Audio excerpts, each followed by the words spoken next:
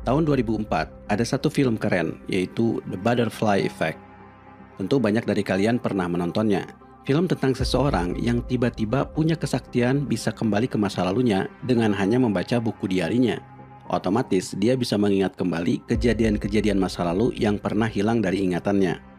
Ajaibnya, apapun perubahan yang dia lakukan ketika kembali ke masa itu ternyata berpengaruh terhadap masa depannya. Maka dia pun menggunakan kemampuan itu untuk mencegah kejadian buruk yang pernah dia alami bersama teman-temannya. Namun apa yang terjadi? Walaupun dia berhasil mencegahnya, ternyata hal itu justru membuat masa depannya lebih buruk lagi. Maka dia pun terpaksa kembali ke masa lalu untuk mengubahnya lagi. Tapi hal yang sama terulang lagi. Hal buruk yang satu bisa dicegah, hal buruk lain selalu muncul di luar dugaannya.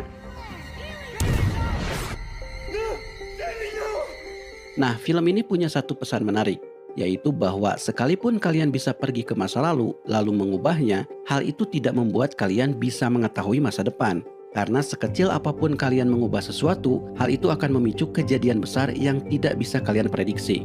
You can't play God, son. Nah, ini bukan sekedar pesan dalam film, karena film ini terinspirasi dari satu fenomena terkenal dalam matematika yang disebut Butterfly Effect, sama dengan judul filmnya. Butterfly Effect adalah fenomena di mana tidak ada satupun rumus yang bisa memprediksi alam ini secara akurat. Karena ramalan apapun atau prediksi apapun, sekalipun itu menggunakan komputer, akan kacau oleh satu kesalahan kecil yang mustahil kalian deteksi. Bahkan konon, ramalan cuaca bisa chaos gara-gara satu kepakan sayap kupu-kupu. They discovered that the natural world could be deeply, profoundly unpredictable. It would be very hard to predict, for example, with a computer. You could have the simplest equations you can think of. Then you can never know the starting point accurately enough. We don't know anything perfectly in nature. Karena itu guys, siapkan akalnya dan siapkan imannya karena kita akan masuk pada kajian yang bisa membuat kalian gila. Kalau kalian nonton Butterfly Effect, di bagian awal ditampilkan satu kalimat yang bunyinya begini. Dikatakan bahwa sesuatu sekecil kepakan sayap kupu-kupu bisa menyebabkan topan di belahan bumi yang lain. Kemudian di bawahnya ditulis Chaos Theory. Nanti kita bahas apa maksudnya sayap kupu-kupu bisa menyebabkan topan. Tapi yang pertama harus kalian ketahui adalah Chaos Theory.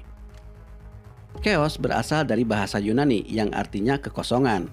Sering juga diartikan kekacauan.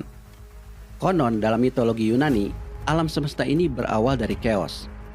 Dari chaos itulah muncul dewa-dewa